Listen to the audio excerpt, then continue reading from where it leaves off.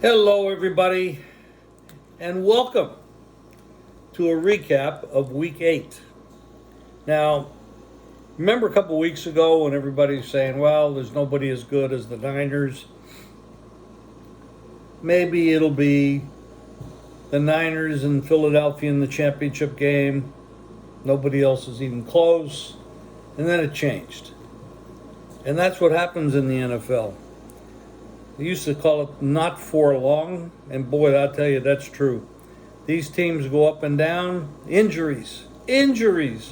Just look at it. The Vikings lose Kirk Cousins, who might be playing his best football. I should say, would have been playing his best football. That's a big loss. Now, when you look at that division, you got Detroit.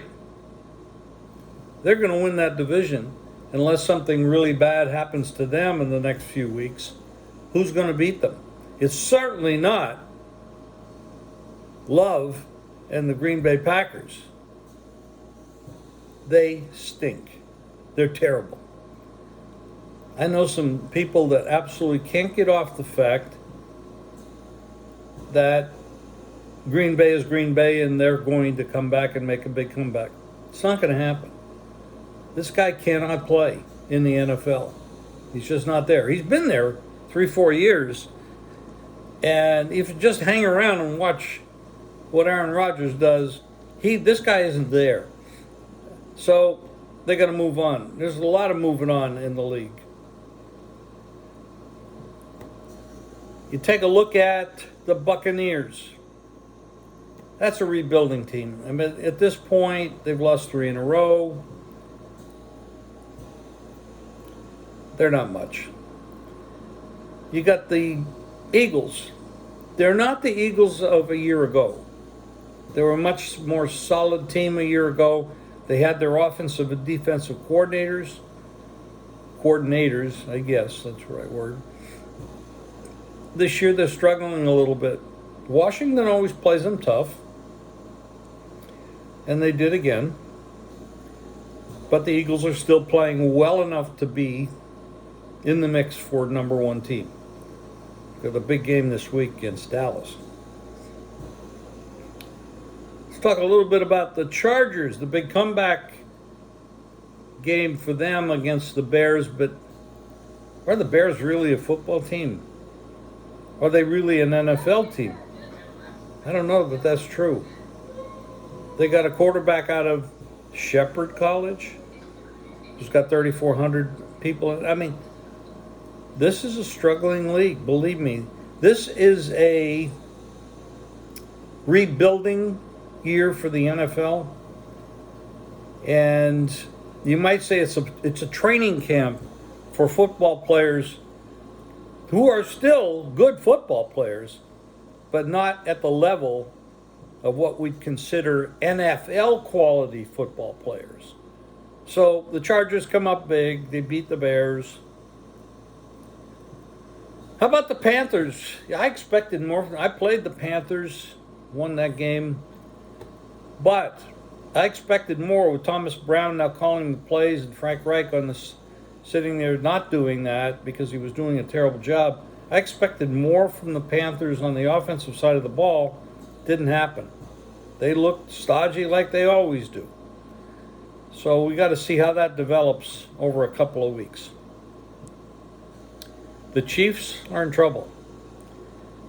Now, granted, I don't know how you can play and win. You didn't have Taylor Swift in the stands, so they didn't play well.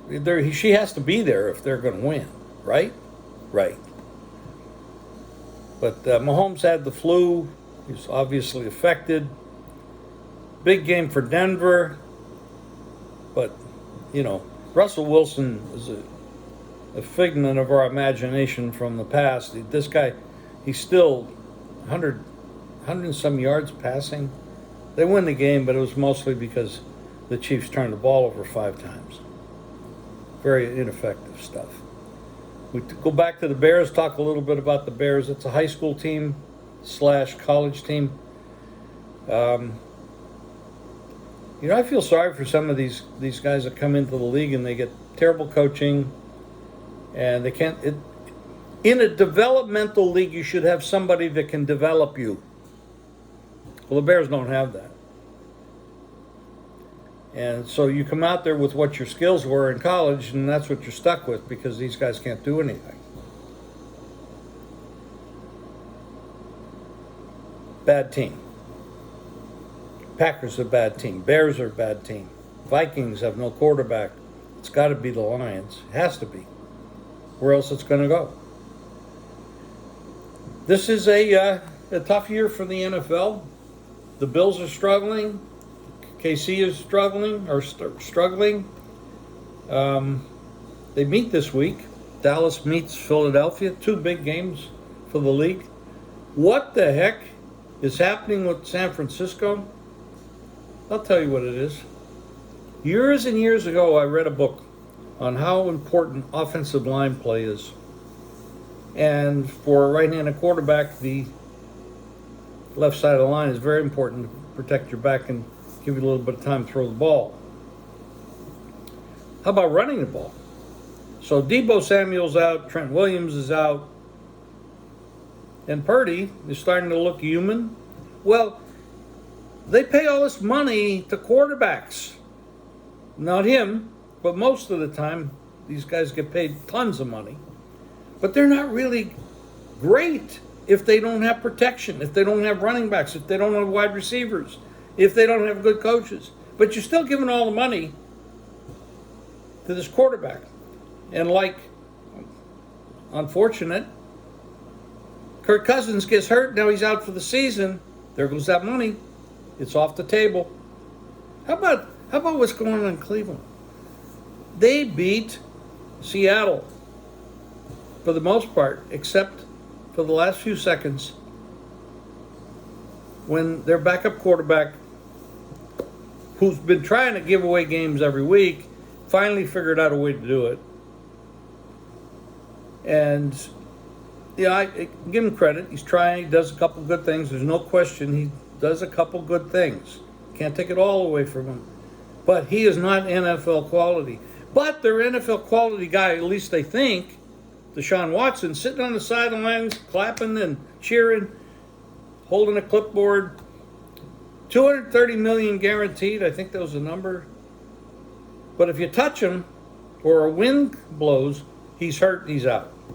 I don't know how the players feel about him, because he comes in with character issues. We know that there's some issues that he paid a lot of money to get out of, and et cetera, et cetera. I'm not going to get into that because I don't know all the details, but I don't know why the ownership did what they did with this guy. I mean, he hasn't played much in 2.5 years.